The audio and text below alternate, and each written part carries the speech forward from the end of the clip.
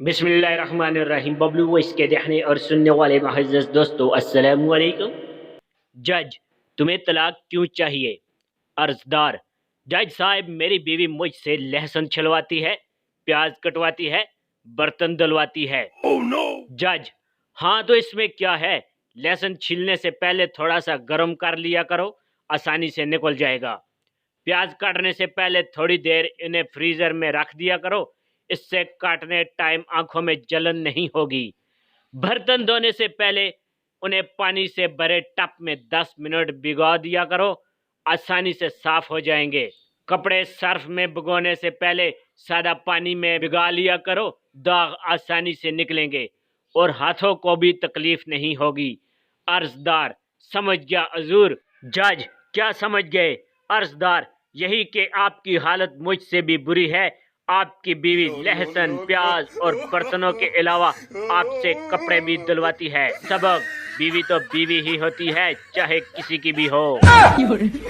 اور ابھی تو رکو، کلائمیکس ابھی باقی۔ 3 دوست سنیما میں فلم دیکھنے گئے۔ وہاں کچھ کرسیاں چھوڑ کر ان کے آگے ایک گنجا شخص آ کے بیٹھ گیا۔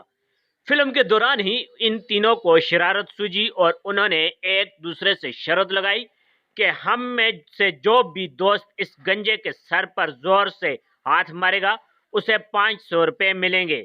اور ایک دوست تیار ہو گیا، وہ اس گنجے شخص کے پاس گیا اور زور سے اس کے سر پر ہاتھ مارتے ہوئے بولا: اوے شیدے، کیا حال ہے تیرا؟ گنجے شخص نے گھوم کر اس کی طرف دیکھا اور غصے میں بولا: ہیلو، تمہیں غلط فہمی ہوئی ہے، میں شیدہ نہیں ہوں۔ اوہ ہو سوری۔ اتنا کہہ کر وہ واپس آ گیا اور 500 روپے لے لیے۔ کچھ دیر بعد دوسرے دونوں دوستوں نے اپنے اس دوست کو پھر اکسایا کہ اگر اب کی بار تم اس کے سر پر ہاتھ مارو گے تو 1000 روپے ملیں گے۔ پہلے تو وہ تھوڑا سا ہچکچایا لیکن پھر راضی ہو گیا۔ اس بار اس نے گنجے کے سر پر ہاتھ مارتے ہوئے کہا: دیکھو یار، مذاق مت کرو، مجھے پتا ہے تم شیدہ ہی ہو۔ اس بار تو وہ گنجا شخص غصے سے لال پیلا ہو گیا اور اپنی کرسی سے اٹھتے ہوئے بولا: تمہیں ایک بار کہا ہے کہ میں شیدہ نہیں ہوں تو تمہیں سمجھ نہیں آتی؟ وہ دوست سوری کہہ کر واپس اپنی سیٹ پر آ گیا اور اسے 1000 روپے مل گئے۔ اس دوران وہ گنجا شخص غصے میں حال سے اٹھ کر اوپر باکس میں جا کر بیٹھ گیا۔ اس بار پھر دونوں دوستوں نے اسے کہا کہ اب کی بار تم اسے مار کے آؤ تو تمہیں 1500 روپے ملیں گے۔